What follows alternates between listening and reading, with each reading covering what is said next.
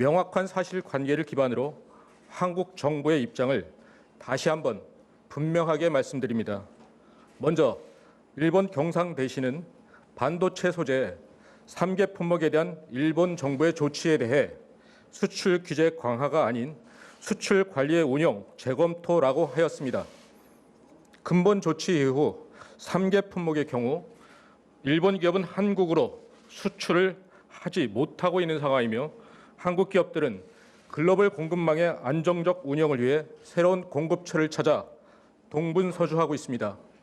이런 상황이 앞으로도 지속된다면 글로벌 공급망과 전 세계 소비자들에게도 부정적 영향을 미치게 될 것입니다. 이러한 영향은 한 나라의 수출 관리 운영 수준을 넘어선다는 점에서 규제가 아니라는 일본 측의 주장은 설득력이 없습니다. 두 번째로 우리 수출 통제 관리 실태가 미흡하다는 데 대해서 일본 정부는 한국의 수출 통제 인력과 조직 규모 등을 들어 관리 실태가 미흡하다고 주장하고 있습니다. 그러나 이는 한국의 제도 운영과 현황을 잘 알지 못해 생긴 오해로 사실과 다릅니다. 일본의 전략물자 통제 권한이 경제산업성에 귀속되는 것과 달리 우리나라는 통제 품목의 특성과 기관의 전문성을 최대한 고려하여 보다 효율적으로 강력하게 운영하고 있습니다.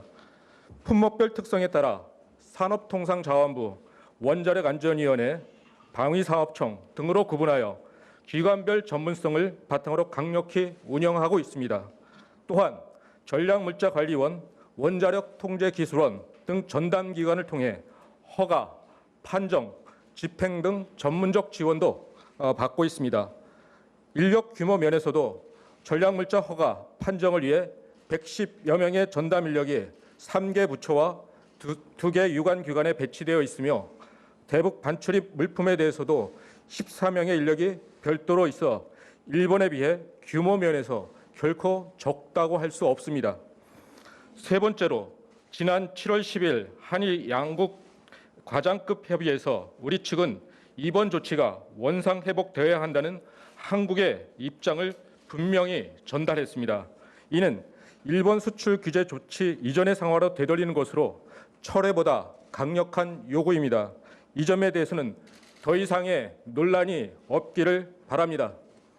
네 번째로 일본 정부는 우리의 캐치홀 규제 미비를 주장하고 있으나 그러나 이것도 사실이 아닙니다.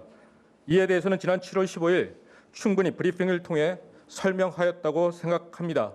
또한 2015년에는 바세 나라에서 비전략물자의 군사용도 차단을 위한 한국의 캐치홀 제도 운영을 일본 측에 공식적으로 답변했던 사실과 당시 일본 측의 추가 질문 및 문제 제기가 전혀 없었던 사실을 추가하여 일본 측에 강조하고자 합니다. 또한 지난 2017년 일본 동경에서 개최된 경제산업성 주최 열린 컨퍼런스에서도 충분히 우리의 캐치홀 제도를 설명한 바 있습니다.